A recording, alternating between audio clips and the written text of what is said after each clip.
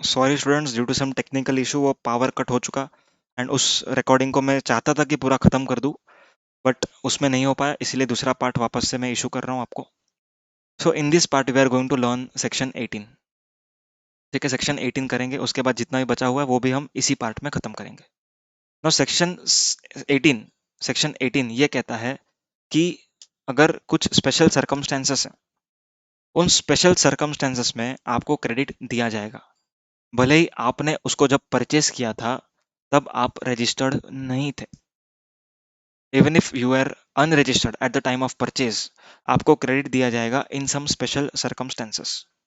What are those circumstances, वो सब क्या है वो हम पूरा डिटेल में देखेंगे, ठीक है ना। ओके, सबसे पहला प्रोविजन जो सेक्शन 18 में है, सेक्शन 18 सबसेक्शन 1 क्लॉज ए। ठीक है, ये क्या कहता है, अगर आप रजिस्टर्ड नहीं हो, ठीक है, आप रजिस्टर्ड क्यों नहीं होते, पहले मुझे वो बताओ। आप रजिस्टर्ड क्यों नहीं होते? हो सकता है कि आपका टर्नओवर कुछ अमाउंट से कम है, या तो फिर आप ऐसे सप्लायर हो जिसका आउटवर्ड सप्लाईज पूरा का पूरा एग्जेम्प्ट है, हो सकता है, बरोबर है, सेक्शन 23 में रजिस्ट्रेशन का रिलीफ ग्रांटेड है। नेक्स्ट, आप ऐसे सप्लायर हो जिसको जिसके सप्लाईज पर टैक्स रिसिपिएंट को पे करना है, तो ये सारे केसेस में आप रजिस्ट्रेशन नहीं लेते।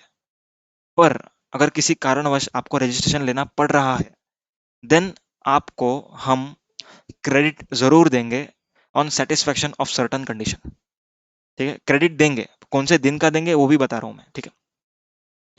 अब मान के चलो 1 अप्रैल को मेरा बिजनेस स्टार्ट हुआ, 1 अप्रैल 2021, इस दिन को मैंने बिजनेस स्टार्ट किया।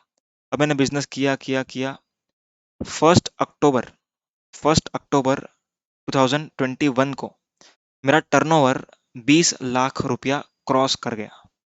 ठीक है, एक ही पर्टिकुलर एग्जांपल लेकर के चलते, 20 लाख वाला, 20 लाख रुपया क्रॉस कर गया 1 अक्टूबर को। सो 1 अक्टूबर के बाद से I would be called as, come on please answer, I would be called as taxable person, yes or no? I would be called as taxable person। अब यहां पर एक बात ध्यान रखना, सेक्शन 9 सबसेक्शन 1 जब मैंने सिखाया था आपको, तब मैंने बताया था tax shall be payable by taxable person, याद आ रहा है। सो आप जब भी 1 अक्टूबर के बाद से सप्लाई करोगे, आपको यहां पर टैक्स जमा करना है, बरोबर। तब गवर्नमेंट को आपने कहा कि सर आप मुझसे टैक्स ले रहे हो, पर आपने मुझे मुझे तो एक भी रुपए का क्रेडिट नहीं दिया, ये तो ना इंसाफी हो रही है। सो गवर्नमेंट ने बोला रुक जाओ, आपको हम क्रेडिट देंगे, we will give you credit, no doubt, हम आपको क्रेडिट देंगे, आप भले ही क्यों ना अनरजिस्टर्ड थे इस पीरियड के दरमियान, हम आपको क्रेडिट देंगे। ठीक है, ये पीरियड में आप अनरजिस्टर्ड थे, बट फिर भी हम आपको क्रेडिट देंगे। किसका क्रेडिट देंगे वो सुनना ध्यान से, और कब देंगे वो भी सुनना। क्रेडिट हम देंगे 30 सितंबर 2021 को, जितना भी आपके पास स्टॉक था, stock of inputs, semi finish goods, raw material, इस स्टॉक का इस स्टॉक का आपको क्रेडिट दिया जाएगा, जो भी आपके पास होगा एज ऑन 30 सितंबर 2021। स्टॉक की बात की, स्टॉक की बात क्यों की, why stock, because this is only the thing which you are going to sell after 1 October, मतलब फ्रॉम 1 अक्टूबर। ठीक है, जो बिक चुका वो भूल जाओ, जो आप बेचने वाले हो उस पर आप जीएसटी दोगे, तो आप जो बेचने वाले हो that is nothing but stock, उसका ही हम आपको आईटीसी देंगे। अब मैंने गवर्नमेंट को पूछा कि सर कब मिलेगा आईटीसी, कब मिलेगा आईटीसी, मतलब कौन से कंडीशन सेटिस्फाई करने पर मिलेगा। गवर्नमेंट सेज, अगर आप अगर आप 30th 9 के बाद से 30 दिन के अंदर अंदर अगर आप रजिस्ट्रेशन के लिए अप्लाई कर देते हो, मिलना जरूरी नहीं है 30 दिन के अंदर, बट मिलना जरूरी है, बट मिलना 30 दिन के अंदर मिलना जरूरी नहीं। इन शॉर्ट 30 दिन में आप अप्लाई करो, फिर आपको रजिस्ट्रेशन मिलना चाहिए, रिजेक्ट नहीं होना चाहिए। ओके, सो अगर आपने 30 दिन के अंदर अंदर एप्लीकेशन कर दी रजिस्ट्रेशन की, देन आपको इस पर्टिकुलर डे का क्रेडिट मिलेगा। समझ में आई बात? Is it very very clear? Okay, अब मैंने कहा ओके समझ गया। तो सर अभी कैपिटल गुड्स की बात करते हैं, स्टॉक का तो आपने बात कर लिया, कैपिटल गुड्स का। तो गवर्नमेंट कहती है कैपिटल गुड्स का आपको क्रेडिट नहीं देंगे। क्यों नहीं देंगे? क्योंकि आप अनरजिस्टर्ड थे, एंड क्यों नहीं देंगे उसके पीछे बहुत बड़ा लॉजिक है, वो लॉजिक मैं आपको बताऊंगा, आप बस एंड तक बने रहिए। लॉजिक मैं बता रहा हूँ आपको, ठीक है, बाद में बताऊंगा, अभी नहीं। आगे का थोड़ा सा क्लॉज सीख लेते हैं, बाद में बताएंगे। ओके, सो क्या कहा मैंने, इनपुट्स का क्रेडिट मिलेगा, कैपिटल गुड्स का क्रेडिट नहीं मिलेगा। कंडीशन क्या है, 30 डेज में आपको रजिस्ट्रेशन के लिए अप्लाई करना है। ओके, अब और कुछ चीजें समझते हैं। ओके, और कुछ चीजें सुनना। जो भी आपके पास स्टॉक होगा एज ऑन 30 सितंबर, ये जो स्टॉक है वो 1 साल से जुना नहीं होना चाहिए। अगर 1 साल से जुना स्टॉक आपके पास पड़ा है तो उसका क्रेडिट आपको नहीं दिया जाएगा। Is it clear? 1 साल से जुना अगर स्टॉक है आपके पास तो उसका क्रेडिट आपको नहीं मिलेगा। समझ में आ रही है क्या बात? क्लियर है? ओके। तो सारी बातें हो चुकी। अब यहाँ पर ना एक एनालिसिस करते थोड़ा सा। यहाँ पर हर बार मैं बोल रहा हूँ 30 दिन में अप्लाई करो, 30 दिन में अप्लाई करो। मान लो अगर अप्लाई नहीं किया तो क्या? ये सोचा है कभी? या मेरे बोलने के बाद ही सोचोगे? तो सोचना चाहिए आपको, ठीक है? सुनना ध्यान से अभी क्या बता रहा हूँ मैं। 1/4/2021 को मेरा टर्नओवर स्टार्ट हुआ। 1 अक्टूबर को 1 अक्टूबर को 20 लाख रुपया क्रॉस कर गया। ओके। 30 दिन के अंदर अंदर मुझे रजिस्ट्रेशन के लिए अप्लाई करना है। इट मीन्स मेरे को 30 अक्टूबर तक अप्लाई करना है। ओके। अब मैं 30 अक्टूबर तक अप्लाई नहीं करता हूँ। आई अप्लाइड ऑन 2 नवंबर। 2 नवंबर को मैं अप्लाई करता हूँ रजिस्ट्रेशन के लिए, है ना? 2 नवंबर। अब तो बड़ी दुविधा की बात हो गई। गवर्नमेंट ने बोला था कि भाई अगर 30 दिन में करोगे तो हम 30 सितंबर का क्रेडिट देंगे आपको स्टॉक का। ओके। पर यहाँ पर तो मैंने किया ही नहीं ऐसा कुछ, ठीक है? मैंने ऐसा नहीं किया। तो अब क्या होगा? अब इसका आंसर है, जो दिन आपको रजिस्ट्रेशन मिलेगा, फॉर एग्जाम्पल इसका रजिस्ट्रेशन आपको मिल जाता है 15 नवंबर तक, ठीक है? सो 15 नवंबर के पहले दिन, दैट इज पिछले दिन, दैट इज 14 नवंबर। 14 नवंबर के दिन पर जितना भी आपके पास स्टॉक होगा, वापस से बोल रहा हूँ सिर्फ स्टॉक, कैपिटल गुड्स का स्टॉक नहीं, सिर्फ inputs, that is semi finish goods, raw material, finish goods, इसका ही आपको क्रेडिट दिया जाएगा, प्रोवाइडेड 1 साल से जुने नहीं होने चाहिए। ये सेक्शन 18 सबसेक्शन 2 में लिखा है। ओके। 14 नवंबर का मिलेगा। अब आपके दिमाग में एक क्वेश्चन आएगा कि तो मैं टैक्स भी 14 नवंबर के बाद के सप्लाईज पर पे करूं? तो आंसर इज नो। आपको उसके बाद के सप्लाई पे नहीं करना। आपको 1 अक्टूबर के बाद से ही पे करना स्टार्ट करना है। उसके बाद तो करना ही था। You became taxable person from 1 October. You became taxable person from 1 October. So you have to pay taxes from 1 October, but you will get the credit from 14th। ठीक है? 14th का जो स्टॉक था उसका क्रेडिट मिलेगा। So sir यहाँ पर बात आती है 30 सितंबर से लेकर के जो भी मैंने बेचा उसका क्रेडिट का क्या? उसका क्रेडिट का क्या हुआ? तो आंसर इज उसका क्रेडिट आपको नहीं मिला, क्योंकि आपने 30 दिन में एप्लीकेशन नहीं की। Is it clear? समझ में आया? और अगर 30 दिन में आपने अप्लाई किया भी होता, ठीक है, तो आपको क्रेडिट दे देते। पर इसमें प्रोसीजर क्या होता है वो समझते हैं। दोनों ही केस में प्रोसीजर में बता रहा हूँ अभी। अब ना ये मैं लेके जा रहा हूँ आपको सेक्शन 31 में, tax invoice debit note credit note के चैप्टर में हम चल रहे हैं। ओके। अब यहाँ पर एक कंसेप्ट है इफेक्टिव डेट ऑफ रजिस्ट्रेशन। क्या कंसेप्ट है? Effective date of registration. Effective date of registration, ये कॉन्सेप्ट क्या कहता है सुनना। अगर आपने 30 दिन के अंदर अंदर अप्लाई किया तो जो दिन आपका टर्नओवर क्रॉस हुआ उस दिन पर से आप माने जाएंगे कि रजिस्टर्ड हो। ओके। उस दिन से आप माने जाओगे रजिस्टर्ड हो। अब यहाँ पर फर्स्ट केस में अगर मैं 30 दिन के अंदर अंदर रजिस्ट्रेशन के लिए अप्लाई करता हूँ, so what would be my effective date of registration? Can I say it will be 1 October. 1 October. Okay. मेरे पास रजिस्ट्रेशन नंबर इस दिन से आया ऐसा माना जाएगा। ओके। अब एक्चुअल में मेरे को कभी भी आया हो पर मैंने एप्लीकेशन 30 दिन में करना चाहिए, रिजेक्ट नहीं होना चाहिए, है ना? नेक्स्ट, अगर सेकंड केस की हम बात करें, अगर 30 दिन में मैंने अप्लाई नहीं किया, सो इस दिन में effective date of registration would be 15 November, जो दिन मेरे को रजिस्ट्रेशन सर्टिफिकेट आया। Is it clear? What is the relevance of effective date of registration? Effective date of registration के बाद से आप सब सप्लाईज के ऊपर टैक्स कलेक्ट कर सकते हो bye issuing revised tax invoice. Bye issuing revised tax invoice, है ना?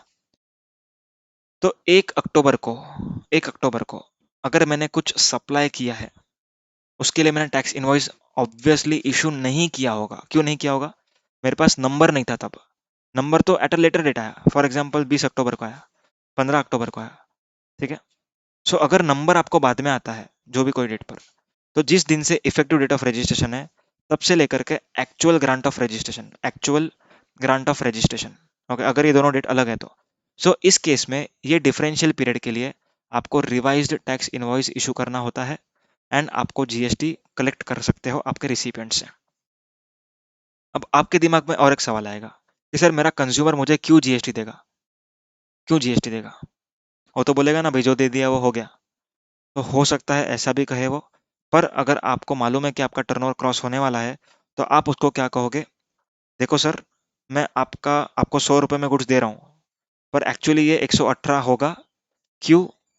क्योंकि मेरे को जीएसटी कलेक्ट करना है, आज से मैंने एप्लीकेशन कर दिया है। तो वो बोलता है कि भाई मेरे को टैक्स इनवॉइस दे।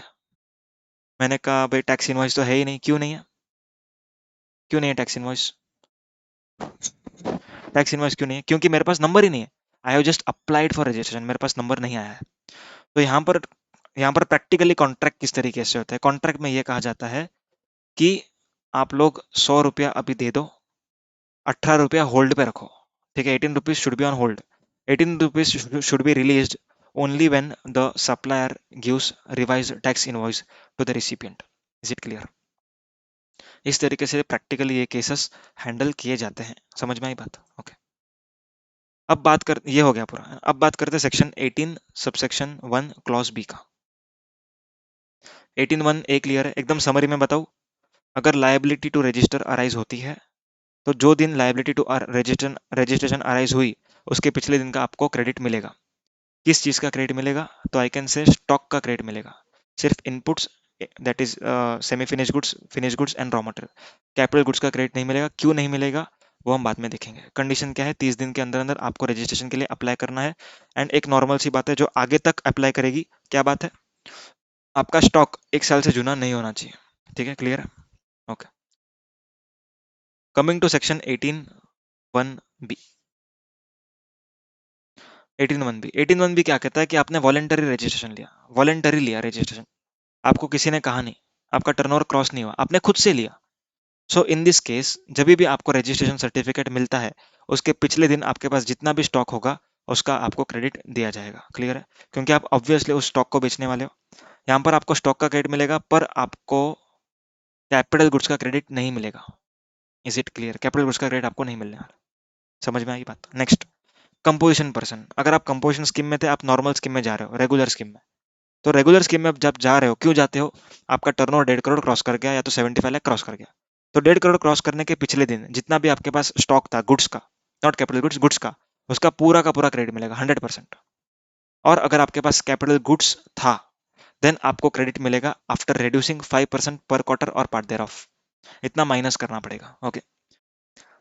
अभी यहाँ पर मैंने जब आपको कहा है कि 1 साल से जुना नहीं होना चाहिए स्टॉक या तो कैपिटल गुड्स, तो एक बात यहाँ पर हिडन निकल के आती है कि जो आईटीसी माइनस आप 5% करोगे पर क्वार्टर, ठीक है, 5% into maximum it can be 4 quarters, maximum it can be 4 quarters.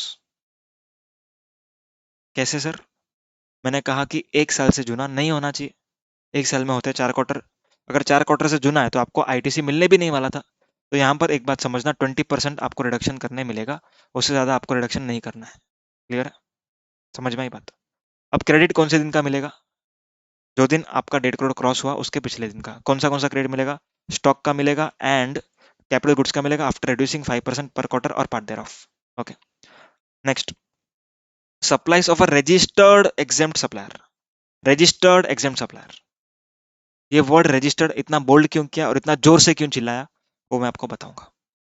Exempt supplier becomes taxable अगर मैं जीएसटी में रजिस्टर्ड पर्सन था। सुनना ध्यान से, अगर मैं जीएसटी में रजिस्टर्ड पर्सन था, रजिस्टर्ड पर्सन था, रजिस्टर्ड पर्सन था एंड मैं एग्जेम्प्ट सप्लाई कर रहा था, पर मेरा सप्लाई अगर टैक्सेबल हो गया, सो इस केस में मुझे स्टॉक का क्रेडिट मिलेगा। कौन से दिन का? जो दिन मेरा सप्लाई टैक्सेबल हुआ उसके पिछले दिन का। ओके। कैपिटल गुड्स का भी क्रेडिट मिलेगा आफ्टर रिड्यूसिंग 5% पर क्वार्टर और part there of from the invoice date. Clear है? अब यहां पर रजिस्टर पर फोकस क्यों किया? जो एग्जेम्प्ट सप्लायर होता है, एक्सक्लूसिवली एग्जेम्प्ट सप्लायर, उनको रजिस्ट्रेशन लेना कंपलसरी है कि नहीं वो बताओ। कैन आई से not, not necessary, not required? Section 23। अगर मैंने रजिस्ट्रेशन नहीं लिया है एंड मुझे अब रजिस्ट्रेशन लेना पड़ रहा है due to my exam supplies becoming taxable supplies, I would rather fall in section 18(1)(a) instead of 18(1)(d). Difference समझा? अगर आप रजिस्टर्ड होते हुए एग्जाम सप्लाई करते हो तो 18(1)(d), अगर आप अनरजिस्टर्ड हो एंड एग्जाम सप्लाई कर रहे हो then 18(1)(a). Okay, so government का ये कहना है कि अगर आप रजिस्टर्ड थे एंड एग्जाम सप्लाई कर रहे थे एंड आपका सप्लाई टैक्सेबल होता है तो हम आपको कैपिटल गुड्स का भी क्रेडिट देंगे, पर ऊपर हम नहीं दे रहे थे। ऊपर आपको कैपिटल गुड्स का क्रेडिट नहीं दिया जाएगा। क्यों? Basically you are unregistered. ऊपर का जो दोनों केस था, voluntary registration and liability to register, इन दोनों केस में आप अनरजिस्टर्ड थे। कंपोजिशन में आप रजिस्टर्ड थे, देन इस वाले में भी आप रजिस्टर हो। ओके, इन दोनों केसेस में आप रजिस्टर, ऊपर वाले में नहीं थे, इसीलिए कैपिटल गुड्स का क्रेडिट आपको नहीं दिया गया। ओके, अभी इसके पीछे का एक लॉजिक बता रहा हूँ, ध्यान देना। लॉजिक बहुत इंपॉर्टेंट है, logic plays a very important role. Come to the whiteboard. Capital goods का क्रेडिट क्यों नहीं दिया गया? वाई कैपिटल गुड्स का क्रेडिट नहीं दिया? इसके पीछे का logic, the golden lines, the golden lecture I can say. Important बात, सबसे इंपॉर्टेंट बात, यहां तक आपका सोच पहुंचना चाहिए। दिस इज माई इंटेंशन, ठीक है? अगर आपकी सोच वहां तक नहीं पहुंच रही, I am there for you. Why capital goods का credit was not allowed in section 18(1)(a) and 18(1)(b)? 18(1)(a), 18(1)(b) में क्रेडिट क्यों नहीं दिया गया? ध्यान से सुनना, मजा आ जाएगा, एकदम मजा आएगा, पैसा वसूल। चलो, ए अगर रजिस्टर्ड पर्सन है आपने उससे खरीदा है कैपिटल गुड्स, आप बी हो, आप अनरजिस्टर्ड थे तब, ठीक है? कैपिटल गुड्स खरीदा। अभी GSTR 1 जब ए ने फाइल किया, सप्लाई जब दिखाया, सेल, ओके, तभी ए ने इस ट्रांजैक्शन को B2C में दिखाया रहेगा, यस और नो? आई कैन से अगर 2.5 लाख से कम का वैल्यू होगा इनवॉइस का तो इसने B2C S में दिखाया होगा, एंड 2.5 लाख से ज्यादा होगा तो B2C L में दिखाया होगा। समझ में आ रहा है? किधर दिखाया होगा ये समझ में आ रहा है? B2C S या तो B2C L। अब जब आप B2C S और B2C L में दिखाते हो तब गवर्नमेंट के पास आपका GSTN नंबर नहीं होता। GSTN नहीं है गवर्नमेंट के पास, GSTN नहीं है। ओके, तो यहां पर मैंने ही कैपिटल गुड्स यूज किया, मैंने ही परचेस किया, ये कैसे समझेगा? अब आपके दिमाग में एक आंसर आ गया, क्या कुछ भी बोल रहे हो, इनवॉइस तो होता है ना। ठीक है, इनवॉइस होता है, अग्रीड, इनवॉइस होता है, लेकिन यहां पर एक बात समझना, कैपिटल गुड्स जो होते हैं वो आप लोग लॉन्ग टर्म के लिए यूज करने वाले हो। You are going to use it for a long term, आप उसको लॉन्ग टर्म के लिए यूज करोगे, ठीक है ना? तो यहां पर गवर्नमेंट उसका क्रेडिट नहीं देता, क्योंकि आप इसको बेचने नहीं वाले हो, आप इसको यूज करोगे, एंड आपने जब खरीदा है तब आप अनरजिस्टर्ड थे। तो आपके दिमाग में और एक क्वेश्चन आया कि सर हम लोग ने जो स्टॉक खरीदा था उसका क्रेडिट क्यों दिया फिर? क्योंकि स्टॉक भी तो अनरजिस्टर्ड था तब खरीदा ना, तभी भी तो B2C B2L गया होगा। तो आंसर सुनना उसका अब। अगर मैंने स्टॉक खरीदा था जब मैं अनरजिस्टर्ड था, ठीक है, उसके बाद जब मैं स्टॉक बेच रहा हूं तब मैं इसके ऊपर गवर्नमेंट को GST देने वाला हूं, बट कैपिटल गुड्स में बेचने ही नहीं वाला हूं तो मैं गवर्नमेंट को GST नहीं दूंगा। तो गवर्नमेंट बोलती कि भाई आप स्टॉक बेचोगे, वेरी नाइस, आप मेरे लाडले हो, आप मुझे GST देने वाले हो तो मैं आपको इस स्टॉक का क्रेडिट भी दे दूंगा। Is it clear? तो this is applicable only for stock, not for capital goods. Y?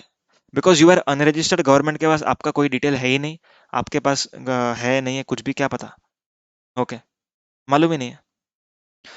यहाँ पर स्टॉक में भी ऐसा ही सिचुएशन है, लेकिन स्टॉक आप बेचोगे तो आप गवर्नमेंट को डिटेल दोगे कि भाई मैंने ये स्टॉक बेचा है। आप ITC 02 जब भरोगे, जो क्रेडिट ट्रांसफर करने के लिए, तब आप CA का सर्टिफिकेट लोगे, ठीक है? वो सब प्रोसीजर एस्पेक्ट है, बट बेसिकली आप जब GSTR 1 फाइल करोगे तब गवर्नमेंट को पता होगा कि आपने क्या स्टॉक बेचा, पर आप कैपिटल गुड्स सेल ही नहीं करने वाले हो, तो गवर्नमेंट को पता ही नहीं चलेगा कि आप यूज कर भी रहे हो या फिर कौन यूज कर रहा है, कुछ भी नहीं, डिटेल ही नहीं ना गवर्नमेंट के पास। So government says it's okay, आप कैपिटल गुड्स का ITC मत लो, आपको मिलेगा ही नहीं, खाली स्टॉक का ले लो, क्योंकि आप उसके ऊपर GST देने वाले हो। ओके, क्लियर है? चले हम वापस चार्ट बुक में, चलो चलो चलो। हाँ, तो अपने चार चीजें हो गई, ठीक है? 18(1)(a)(b)(c)(d) हो चुका। Now coming to 18 subsection 4। अब बीच में के सेक्शन क्यों छोड़े? क्योंकि वो नीचे कवर हो जाएंगे, ठीक है? ध्यान से सुनना। सेक्शन 18 सबसेक्शन 4 कुछ केसेस कवर करता है। अब यहां पर उल्टा चलेगा। अब तक हमने जो पढ़ा 18(1)(a)(b)(c)(d), हम क्रेडिट ले रहे थे, अब यहां पर हमको टैक्स पे करना पड़ेगा या तो ITC रिवर्स करना पड़ेगा, एज द केस में भी। चलो, regular to composition scheme.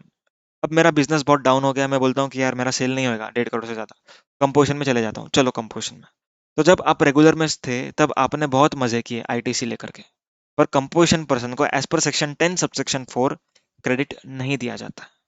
Okay, तो यहाँ पर एक बात क्लियर है, आपको क्रेडिट रिवर्सल करना होगा। किसका रिवर्सल करना है? जो दिन आप कंपोजिशन में जा रहे हो, ठीक है, उसके पिछले दिन पे जितना भी आपके पास स्टॉक था, जितना भी उसके ऊपर आईटीसी है, उसको आपको रिवर्स करना है। ओके, अब एक बात ध्यान रखना, गवर्नमेंट बहुत चालू है, बहुत चालू। गवर्नमेंट ने क्या कहा, जब आप क्रेडिट लेते हो तब आपका स्टॉक 1 साल से जुना नहीं होना चाहिए, बट आप जब क्रेडिट रिवर्स करोगे, ठीक है, तब आपका स्टॉक भले ही 1 साल से जुना है, कुछ भी हो, स्टॉक का क्रेडिट आपको रिवर्स करना पड़ेगा। ठीक है, समझ में आई बात? और आईटीसी रिवर्स करोगे और रिवर्स करने के बाद भी अगर पे करना आता है तो आपको टैक्स पे करना पड़ेगा इन कैश। ठीक है, एंड अगर आईटीसी रिवर्स करने के बाद कुछ बच जाता है आईटीसी, तो वो लैप्स हो जाएगा। क्लियर?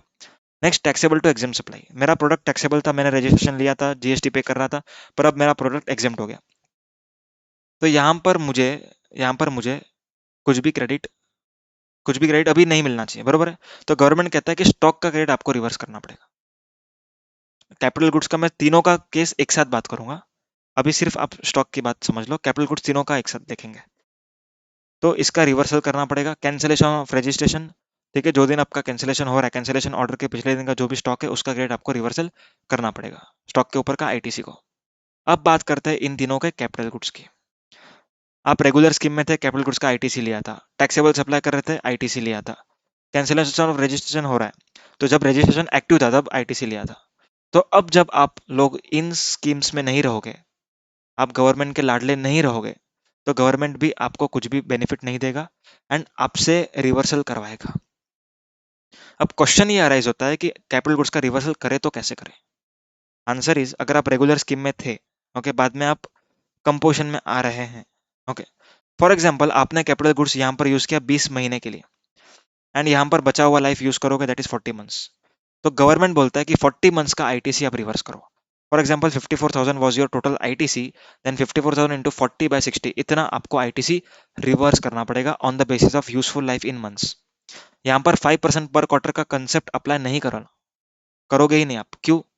क्योंकि यहाँ पर गवर्नमेंट को मिल रहा है, यहाँ पर हमें मिल रहा था, हमें मिलेगा तब क्वार्टर, गवर्नमेंट को मिलेगा तभी मंथ, क्योंकि इसमें से रिवर्सल ज्यादा आएगा। और गवर्नमेंट लालची है, ग्रीडी। ओके, चलो आगे पढ़ते हैं। ये तीनों के लिए सेम है, कैपिटल गुड्स के लिए तीनों केसेस जो देखे, कैंसिलेशन, कंपोजिशन एंड जो दूसरा वाला था टैक्सेबल टू एग्जेम्प्ट सप्लाई, सबके लिए same. Next, sale of capital goods. अगर आप कोई कैपिटल गुड्स सेल करते हो, फिक्स्ड एसेट सेल करते हो, ठीक है, other than moulds, dice, jigs and fixtures, ठीक है, मतलब moulds, dice, jigs and tools जो भी होंगे, उसको छोड़ करके बाकी कैपिटल गुड्स अगर आप बेचते हो, देन इन दैट केस आपको जीएसटी कैसे पे करना है वो सुनना। First one, second one, whichever is higher. First और second whichever is higher, कौन से दो चीजें समझते हैं? सबसे पहली, आईटीसी रिड्यूस बाय 5% पर क्वार्टर। जितना आईटीसी आपने लिया था कैपिटल गुड्स के टाइम पर, परचेस करने के टाइम पर, वो आईटीसी -5% पर क्वार्टर करो जब तक आप बेच रहे हो। जो भी आंसर आपको आएगा, वो आंसर और transaction value whichever is higher, that is to be paid. तो इससे गवर्नमेंट ने अपना रेवेन्यू सिक्योर किया। अगर समझो मैं 10 लाख का असेट खरीदा और 1 लाख में बेच दिया, बोला कि ले ले ले ले, मजा आएगा, ले ले, तो यहाँ पर गवर्नमेंट मुझसे 10 लाख के ऊपर का आईटीसी -5% पर क्वार्टर रिवर्स करवाएगा। ठीक है, तो गवर्नमेंट को जो उसने दिया था आपको, वो गवर्नमेंट को वापस मिल जाएगा, ठीक है, आफ्टर सर्टन परसेंटेज माइनस करके। ठीक है, obviously whichever is higher में आईटीसी -5% हायर आना चाहिए इधर। ठीक है, ओके। यहाँ पर मोल्ड डाइस जिग्स के लिए एप्लीकेशन नहीं होता है, उसके लिए आप डायरेक्टली ट्रांजेक्शन वैल्यू ले सकते हो। Credit of stock and capital goods not allowed after expiry of 1 year, ये आपको मैंने बताया था, ये वाला कंसेप्ट मैंने आपको बता दिया है। ओके, रिवाइज टैक्स इनवॉइस आपको इशू करना है। एक बात मैंने शायद नहीं बताई, within 1 month from date of issuance of registration certificate, मतलब रजिस्ट्रेशन आने के 1 महीने बाद आपको इनवॉइस बनाना है for that particular intervening period from effective date of registration to actual date of registration. तो उस पीरियड का इनवॉइस आपको आने वाले 1 महीने के अंदर अंदर बनाना पड़ेगा। Clear? Next, GST ITC 01 to be filed within 30 days. Okay, within 30 days आपको फाइलिंग करना पड़ेगा। क्लियर है? समझ में आ रही है बात? Is that clear? ठीक है, आपको आईटीसी 01 फाइल करना पड़ेगा। अगर 2 लाख के ऊपर का क्लेम है आपका, तो आपको सीए का सर्टिफिकेट भी लगेगा। Okay, Next is ITC for the purpose of section 18(1)(c) and 18(1)(d) to be verified with the corresponding details furnished by corresponding supplier inform GSTR 1 और GSTR 4. ठीक है, उससे आपको वेरिफिकेशन करना पड़ेगा, that is normal price, normal provision, sorry. Next is where tax invoices are not available, credit shall be reversed on the basis of market price. बहुत important point. Government ने क्या कहा कि भाई अगर आपके पास रिवर्स करने के लिए कोई इनवॉइस नहीं, आपको मालूम नहीं आपने कितना आईटीसी लिया, सो इन दैट केस आप क्या करो, आप मार्केट प्राइस के हिसाब से रिवर्स करो. पर अगर क्रेडिट लेने के लिए आपके पास इनवॉइस नहीं है, देन आप मार्केट प्राइस के हिसाब से क्रेडिट नहीं ले सकते. ठीक है, रिवर्सल के लिए ही आपको मार्केट प्राइस कंसीडर करना होगा. क्लियर है? Next, in respect of 18(4) details to be furnished in ITC 03. ठीक है, 18(4) के लिए, दैट इज कैंसिलेशन वगैरह के लिए ITC 03 भरना पड़ेगा एंड फाइनल रिटर्न फाइल करना पड़ेगा. एंड ये सारी चीजें, that is ITC 03 should be certified by CA/CMA. Clear? Okay, here we complete with section number 18. अब बात करते हैं हम, ISD है एंड रूल 36(4) एंड ये सर्कुलर, तीन चीजें बची है. ओके, आई नो आप लोग को थोड़ा ये टॉपिक हैवी हो चुका है, चलो कोई बात नहीं, कर लेंगे. एकदम फटाफट से बता रहा हूँ, इनपुट सर्विस डिस्ट्रीब्यूटर, ज्यादा टाइम नहीं लूंगा आपका. इनपुट सर्विस डिस्ट्रीब्यूटर होता क्या है? Input service distributor is an office of supplier of services not goods. ठीक है, अब यहाँ पर क्या होता है, कभी कभार हेड ऑफिस होती है, बरोबर, कॉर्पोरेट ऑफिसेस. अब कॉर्पोरेट ऑफिसेस जो होती है उनके ऊपर इनवॉइसेस रेज होते हैं. ओके, बाद में ये कॉर्पोरेट ऑफिसेस अपने ब्रांचेस के बिहाफ पे ये लोग इनकर करते हैं, या तो फिर अगर गुड्स खरीदा है तो वो गुड्स उनको देते हैं. बट यहाँ पर ISD का कंसेप्ट गुड्स के लिए एप्लीकेबल नहीं होगा. अगर सप्लायर ने बिलिंग किया है कॉर्पोरेट को, बट सर्विस दिया, कॉर्पोरेट मतलब हेड ऑफिस को बिलिंग किया, okay. However the services were received by branches. Okay, services branches को रिसीव हुआ है. सो इन दिस केस अगर हेड ऑफिस पर बिलिंग हुआ है सर्विस का, तो हेड ऑफिस के लिए जो इनपुट सर्विस है उसको, उसका क्रेडिट उसको डिस्ट्रीब्यूट करना पड़ेगा अमॉन्ग द ब्रांचेस. क्लियर? यहाँ पर एक एग्जांपल लिखा है, आप लोग इसको रेफर कर लेना. गुड्स के लिए एप्लीकेबल नहीं है, सिर्फ सर्विस के लिए एप्लीकेबल है. अब यहाँ पर कुछ पॉइंट्स पढ़ लेते हैं सेक्शन नंबर 20 के एंड रूल नंबर 39 के. सेक्शन नंबर 20 से स्टार्ट करते हैं. The credit can be distributed to the recipients of credit against a document content in rule 54. Rule 54 में एक डॉक्यूमेंट की बात की गई है, ISD tax invoice, ISD credit note. उसके बेसिस पर आपको क्रेडिट को डिस्ट्रीब्यूट करना है. Head office will distribute the credit to its branches. One more important point, credit distribute करने के लिए आपको सेपरेट रजिस्ट्रेशन लेना पड़ेगा. आप नॉर्मल रजिस्ट्रेशन से क्रेडिट डिस्ट्रीब्यूट नहीं कर सकते. You have to obtain ISD registration. Clear? The amount of credit distributed shall not exceed available for distribution. ये तो लॉजिकल सी बात है. ओके, जितना आपके पास क्रेडिट है डिस्ट्रीब्यूट करने के लिए, उससे ज्यादा आपको डिस्ट्रीब्यूशन नहीं करना है. Next, credit of tax paid on input services attributable to the recipient shall be distributed only to that recipient. अगर मान लो कि सेक्रेटरियल ऑडिट का सर्विसेज मेरे गुजरात के ब्रांच ने लिया एंड बिलिंग हुआ हेड ऑफिस पर मुंबई में, तो यहाँ पर जो क्रेडिट है that should be only and only attributable to Gujarat. सिर्फ उसको ही आपको क्रेडिट डिस्ट्रीब्यूट करना है. This credit should not be distributed among all the branches. Clear? Next, credit of tax paid on input services attributable to more than one recipient. ठीक है, अगर आपका स्टैट ऑडिट हो रहा है पूरे इंडिया में, तो काफी सारे ब्रांचेस अफेक्टेड है. क्लियर है? सो काफी सारे ब्रांचेस का जो भी होगा दैट इज क्रेडिट, उसको किस तरीके से डिस्ट्रीब्यूट करना है. तो answer is on the basis of pro rata, on the basis of turnover in the state और turnover in a union territory of such recipient. अब यहाँ पर कौन सा टर्नओवर लेना है? तो answer is preceding financial year का लेना है, जिस फाइनेंशियल ईयर में सारे के सारे यूनिट्स ऑपरेशनल थे. ठीक है, ड्यूरिंग द रिलेवेंट पीरियड. अब यहाँ पर रिलेवेंट पीरियड का डेफिनेशन मैंने नीचे दिया हुआ है. Relevant period means the following: turnover of preceding financial year. मतलब प्रीसीडिंग फाइनेंशियल ईयर के टर्नओवर के बेसिस पे आपको डिस्ट्रीब्यूशन करना है. ओके, अगर आपके पास 1 लाख का ITC है एंड समझो गुजरात और for example Maharashtra and Rajasthan 2 units थे. ओके, तो उनको डिस्ट्रीब्यूट करना है. उनका टर्नओवर था 1:3 का रेशियो, तो 1:3 में इस 1 लाख को आपको डिस्ट्रीब्यूट करना है. ठीक है, 25,000 and 75,000. Next, during the relevant period to the aggregate turnover of all such recipients to whom such input service is attributable and are operational. Operational units को ही आपको डिस्ट्रीब्यूट करना है. ठीक है, in the current year operation होने चाहिए, current year में turnover लेना है पिछले साल. बराबर, ऑपरेशनल होना चाहिए करंट ईयर में, aggregate turnover and preceding financial year का टर्नओवर लेना है आपको, ठीक है। Next, credit of tax paid on input services attributable to all the recipients of credit shall be distributed on the basis of turnover in the state, ठीक है, ये शायद से रिपीटेशन हो चुका है, एक सेकंड।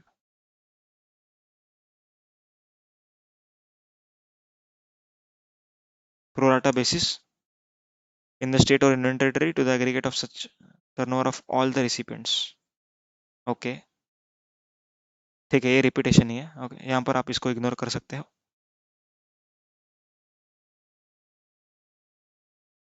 अब यहाँ पर एक चीज समझना, एक चीज इंपॉर्टेंट है, आपको जो क्रेडिट डिस्ट्रीब्यूट करना है, अगर इन एलिजिबल क्रेडिट है तो वो भी आपको डिस्ट्रीब्यूट करना होता है, ठीक है, इन एलिजिबल क्रेडिट भी आपको डिस्ट्रीब्यूट करना है, भले फिर वो ब्रांच लेना, पर आपको डिस्ट्रीब्यूट तो करना ही पड़ेगा, क्लियर। एंड अगर आपके पास प्रीसीडिंग फाइनेंशियल ईयर का टर्नओवर नहीं है, रिलेवेंट पीरियड मतलब क्या था, प्रीसीडिंग फाइनेंशियल ईयर, अगर प्रीसीडिंग फाइनेंशियल ईयर का टर्नओवर आपके पास नहीं है, देन इन दैट केस आपको last quarter previous to the month during which credit is to be distributed. अगर मैं कहूँ कि मैं सितंबर मंथ में बैठा हूँ, तो सितंबर मंथ के पिछला क्वार्टर क्या था, पिछला क्वार्टर सितंबर मंथ के पिछले मंथ का क्वार्टर क्या था, कहना ऐसे अप्रैल में जून, तो अप्रैल में जून के टर्नओवर के बेसिस पर डिवाइड होगा, अगर प्रीसीडिंग फाइनेंशियल ईयर का टर्नओवर नहीं है तो। Turnover means taxable goods as well as goods not taxable, जो भी एग्जेम्प्ट है वो सब, रिड्यूस बाय एक्साइज ड्यूटी, ठीक है। आईएसडी को जीएसटीआर 6 फाइल करना होता है by 13th of each month, 13th of each month.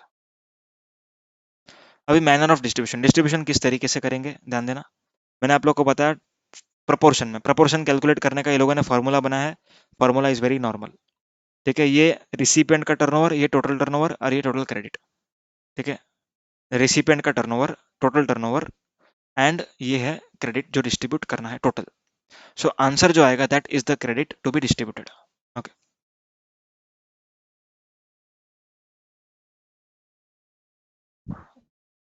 Distribution of credit, अगर आपका रिसिपिएंट सेम स्टेट का है, अगर आप महाराष्ट्र के एचओ हो, आपका ब्रांच भी महाराष्ट्र में है, ठीक है, तो आपको इसको सीजीएसटी ही डिस्ट्रीब्यूट करना है, सीजीएसटी एसजीएसटी ही डिस्ट्रीब्यूशन करना है, क्लियर। आप अपने ही स्टेट के यूनिट को आईजीएसटी बना करके नहीं डिस्ट्रीब्यूट कर सकते, ठीक है। माना कि आपको अभी फॉर एग्जांपल महाराष्ट्र का सप्लायर था, आप एचओ भी महाराष्ट्र में हो, ओके, एंड आपका ब्रांच भी महाराष्ट्र में, तीनों जन महाराष्ट्र में, all of you are in the Maharashtra, तो यहाँ पर आपको सीजीएसटी एसजीएसटी लग करके आया है, सीजीएसटी एसजीएसटी, ठीक है। Since your entity that is branch is in the Maharashtra state, उसको भी ये सीजीएसटी एसजीएसटी ही आपको ट्रांसफर करना है in the proportion of its turnover. अगर ये महाराष्ट्र के बजाय होता गुजरात में, ठीक है, देन गुजरात को हम सीजीएसटी एसजीएसटी नहीं भेज सकते क्योंकि ये महाराष्ट्र का सीजीएसटी एसजीएसटी, सो हियर उसको आईजीएसटी बना करके भेजना है, that is your second point. और अगर आपने महाराष्ट्र के सप्लायर से नहीं लिया, आपने गुजरात के सप्लायर से लिया, एंड आपको आपको महाराष्ट्र वाले को देना है, या तो फिर अदर देन महाराष्ट्र वाले को देना है, राजस्थान पकड़ दो, ठीक है, तो यहाँ पर गुजरात वाले ने आपको दिया, तो क्या लगा करके दिया होगा, आईजीएसटी। अब आप महाराष्ट्र वालों को दोगे तो आपको आईजीएसटी ही लगा करके देना है, क्लियर है। एंड अगर आप राजस्थान वाले को देते हो तो भी आपको आईजीएसटी ही डिस्ट्रीब्यूशन करना पड़ेगा, क्लियर है, समझ में। और गुजरात वाला होगा तो भी आपको आईजीएसटी ही डिस्ट्रीब्यूट करना है, समझ में आई बात, okay. Input tax credit available for distribution shall be distributed in the same month and details shall be available in GSTR 6, okay. ISD shall separately distribute eligible and ineligible ITC, okay, ये अपने को मालूम है। ISD shall distribute to all recipients, सबको distribute करना है irrespective of registered or not, बहुत important point, सबको डिस्ट्रीब्यूट करना है, चाहे वो रजिस्टर्ड हो चाहे अनरजिस्टर्ड हो, सबको डिस्ट्रीब्यूशन जाएगा। जो अनरजिस्टर्ड होगा वो क्रेडिट नहीं लेगा, पर डिस्ट्रीब्यूशन उसको भी करना है, क्लियर है। इसके पीछे रीजन क्या है, अगर अनरजिस्टर्ड नहीं होता तो ऑब्वियसली रजिस्टर्ड को ज्यादा क्रेडिट चला जाता, ओके। सो ये ना हो इसीलिए उन्होंने कहा कि अनरजिस्टर्ड को भी आप लोग कंसिडर कर लो। वेदर और नॉट प्रोवाइडिंग एग्जेम्प्ट सप्लायर, अगर आप एग्जेम्प्ट सप्लायर भी हो तो भी आपके ऊपर डिस्ट्रीब्यूशन होगा, ठीक है, provided you are eligible for that service. आपने फॉर एग्जाम्पल स्टैंडर्ड का सर्विस लिया हेड ऑफिस ने सबके बिहाफ पर, तो अगर आप एग्जेम्प्ट सप्लायर हो तो भी आपके लिए स्टैंडर्ड का सर्विस लिया गया, तो यहाँ पर आपको क्रेडिट डिस्ट्रीब्यूट होगा भले ही आप क्रेडिट ना लो, ठीक है। Credit shall be distributed separately, clear. If ISD is a banking company, उनको सीरियल नंबर नहीं देना है उसके इनवॉइस पर। ISD credit note and debit note shall be issued in the same proportion in which the credit was distributed, same proportion में आपको credit भी distribute करना है, एंड डेबिट नोट का क्रेडिट भी डिस्ट्रीब्यूट करना है एंड क्रेडिट नोट का क्रेडिट भी आपको डिस्ट्रीब्यूट करना है। अब डिस्ट्रीब्यूट करना मतलब क्या, क्रेडिट नोट का क्रेडिट नोट का क्रेडिट अगर डिस्ट्रीब्यूट करने को अगर मैं कहूँ तो it is reduction of credit. ये रिडक्शन है। कैसे? कैसे? अगर सप्लायर ने मुझे क्रेडिट नोट दिया है, इट मीन्स मेरा आईटीसी कम होने वाला है। ओके, अगर सप्लायर मुझे इनवॉइस देता है तो मेरा आईटीसी बढ़ता है, सप्लायर मुझे क्रेडिट नोट देगा तो आईटीसी कम होगा। अगर मेरा हेड ऑफिस का आईटीसी कम होगा तो वही प्रोपोर्शन में ब्रांचेस का आईटीसी भी मुझे कम करवाना पड़ेगा by distributing the credit that is negative credit of such credit note to my branches. Clear होगी बात? Okay, done. ISD is completed. Next is 36.4. Most important 36.4 आपके सिलेबस में 5% का कैपिंग है, ठीक है। अब ये मैं आपको व्हाइट बोर्ड पर बताता हूँ, जल्दी समझ में आएगा।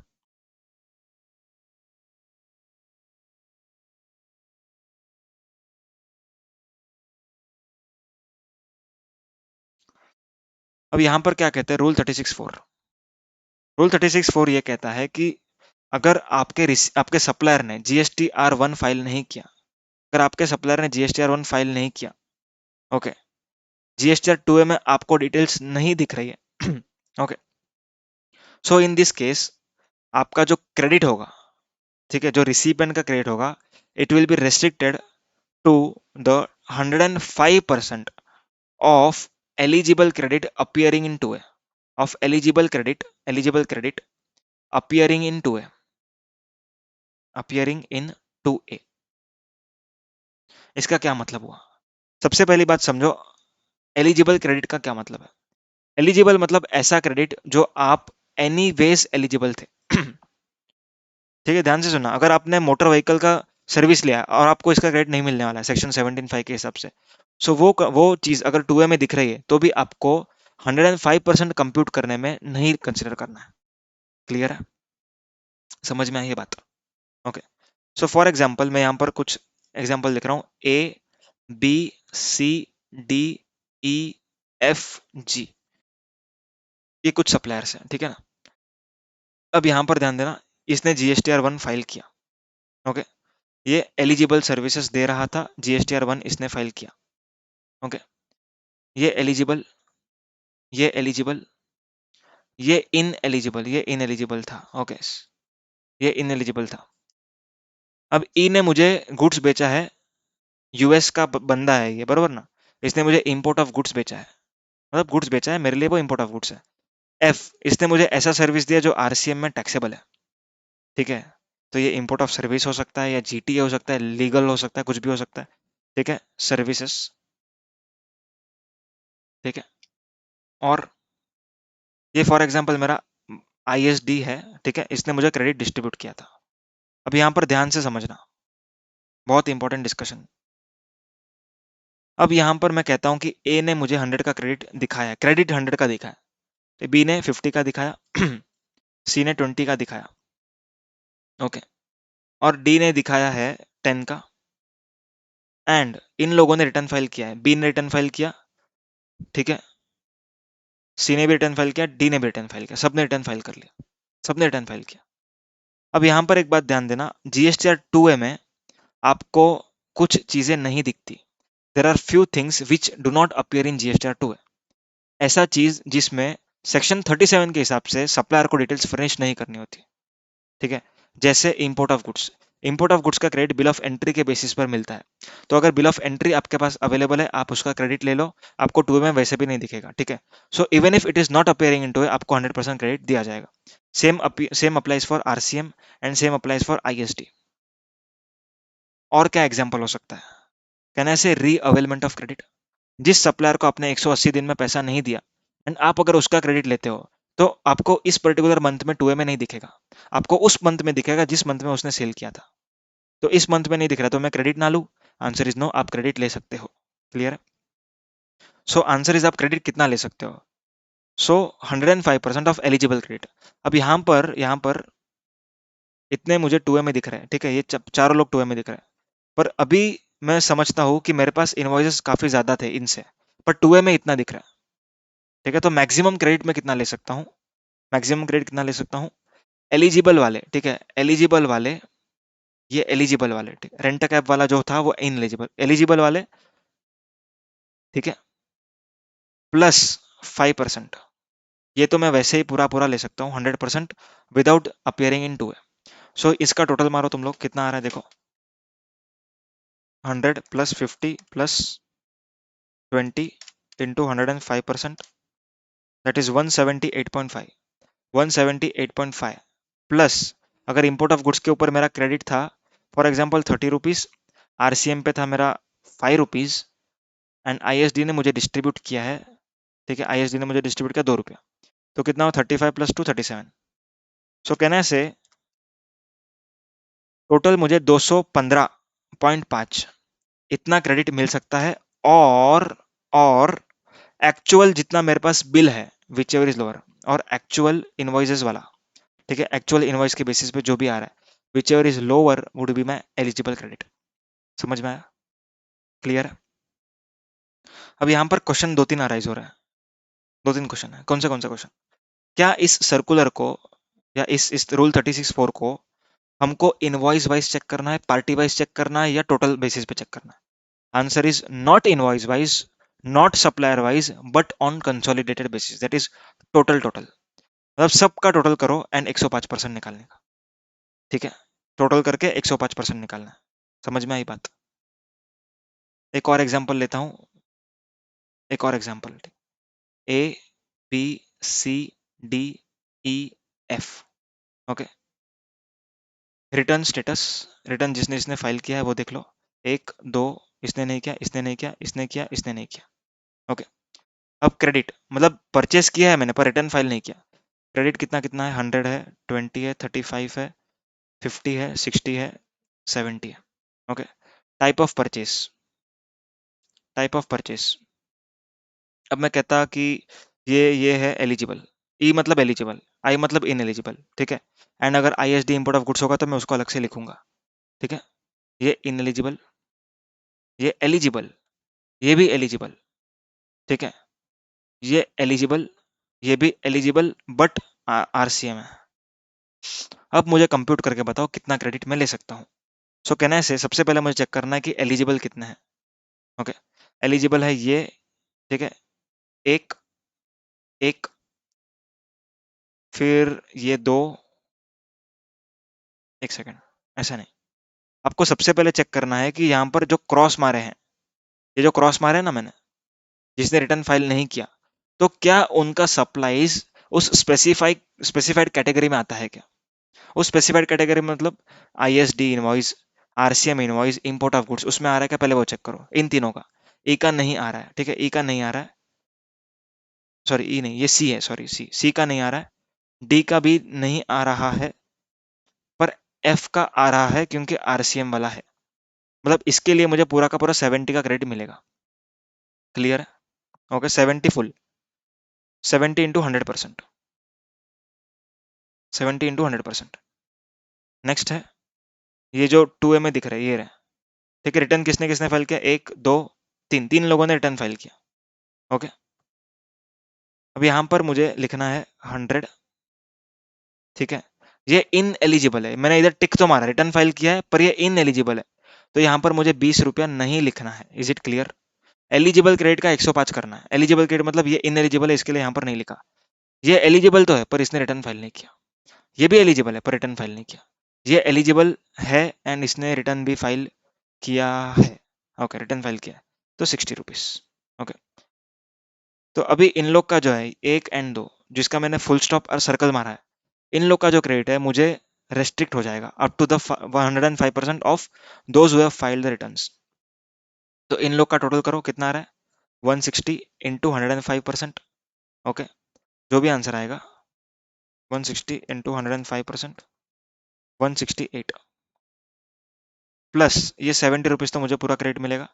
सो टोटल कितना हो गया 168 प्लस 70, 238, 238 के लिए मैं एलिजिबल हूँ, और यहाँ पर चेक करो टोटल मेरे पास कितना क्रेडिट है। वैसे 100 प्लस 20 प्लस 35 प्लस 50 प्लस 130, 335 का क्रेडिट मेरे को ऐसे मिल सकता था। बट इन लोगों ने रिटर्न फाइल नहीं किया है, इसीलिए मुझे सिर्फ 238 का क्रेडिट मिलेगा। समझ में आई ये बात? That's it with rule 36(4). इसका पूरा 30 रूल 36(4) समझ में आया? ओके।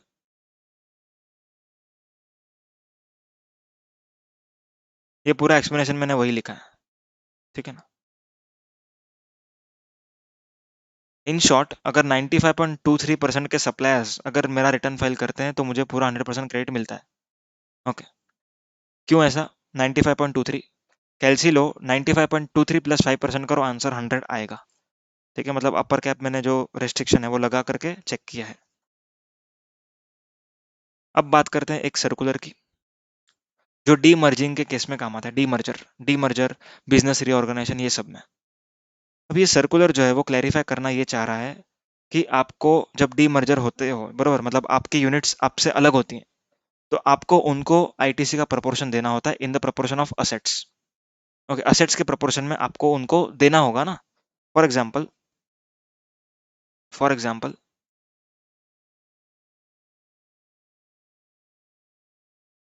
अगर इस एग्जाम्पल में आप देखो तो दो XYZ is registered in 2 states, MP and UP.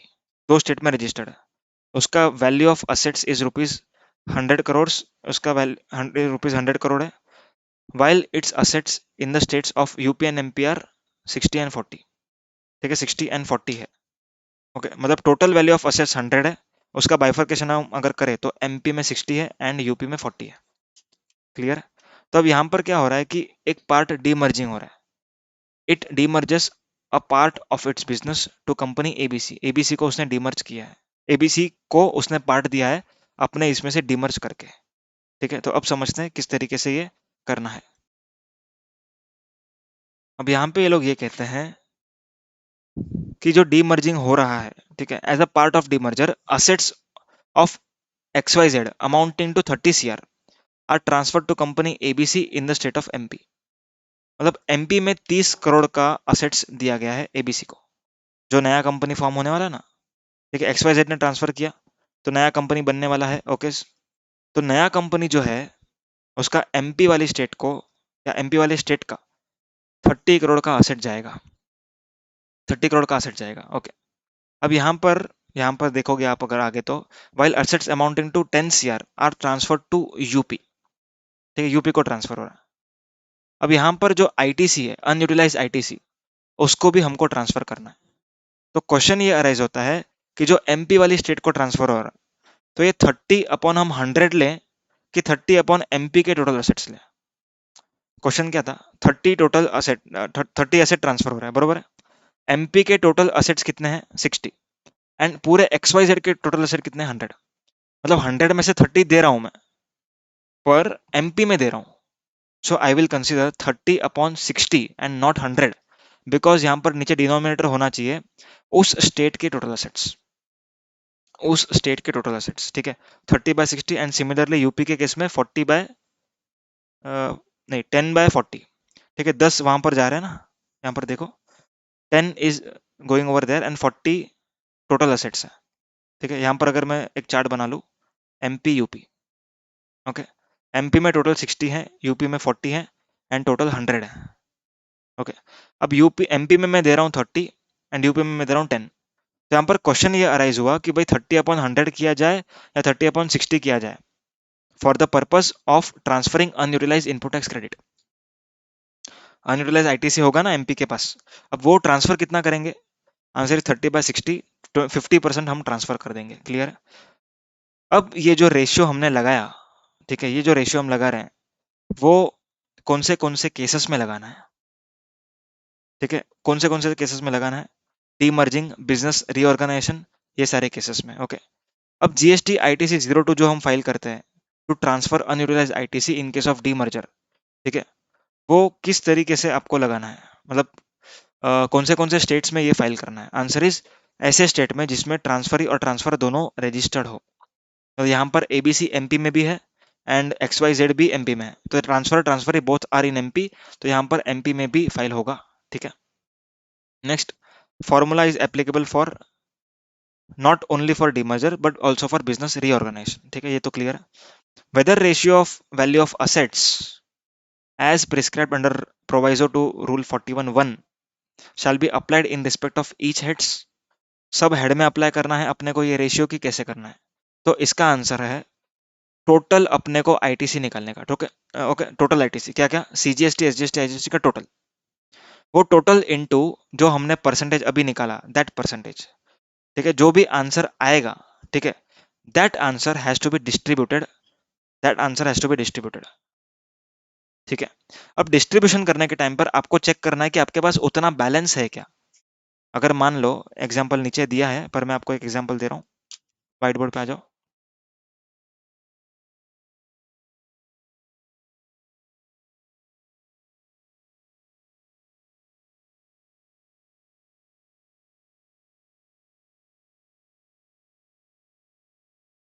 Okay, अब फॉर एग्जांपल मेरे पास एमपी में सीजीएसटी था अनयूटिलाइज्ड टोटल 100, एसजीएसटी था एसजीएसटी था 100 एंड आईजीएसटी था 20।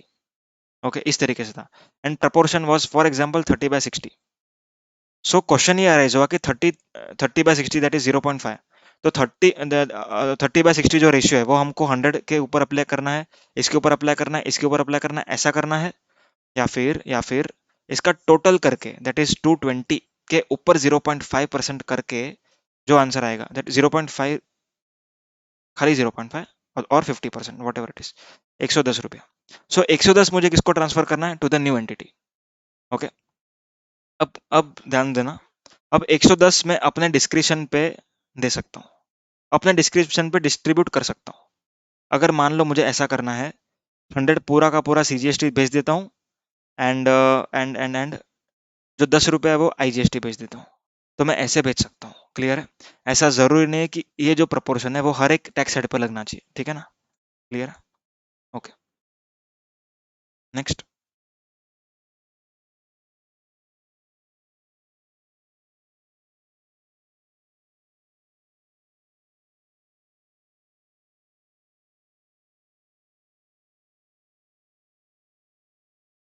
देखो यही एग्जाम्पल यहाँ पर लिखा हुआ है ना? ओके, तो आई थिंक सारे के सारे पॉइंट्स हो चुके हैं अपने। यहाँ पर रेशियो ऑफ जो असेट्स हम लगाएंगे, है ना, ratio of assets that should be on the date of demerger. ठीक है, जो भी डीमर्जर हो रहा है अपना, ये देखो यहाँ पर लिखा हुआ है, पेन किधर चली गई? For the purpose of apportionment of ITC, the value of asset, that is the ratio of value of asset, should be taken on the date of appointed date of demerger. Okay, appointed day of demerger, इस date पे जो ratio of value of assets होगा वो आपको लेना है। ठीक है, एंड ये रेशियो कौन से दिन के आईटीसी पर लगाना है? सो आंसर इज जो दिन हम फाइल कर रहे हैं जीएसटी आईटीसी 02, उस दिन के बैलेंस पर लगाना है। पर कौन से डेट का रेशियो लगाना है? जो दिन डी मर्जर हो रहा है वो अपॉइंटेड डेट का वैल्यू दैट इज रेशियो, उस रेशियो को हम लगाएंगे कौन से दिन पर? कौन से दिन पर लगाएंगे? अनयूटिलाइज आईटीसी जो दिन हम ट्रांसफर कर रहे हैं उस दिन पर। Is it clear? So here we have completed with this part. ये प्रैक्टिकल जो क्वेश्चन है ये अपन पेमेंट ऑफ टैक्स के चैप्टर में हम करेंगे। Is it clear? ठीक है, I hope you have like this revision lecture. काफ़ी ज़्यादा बड़ा हो गया ITC, but I think it is worth it. चलो, टेक केयर, बाय बाय।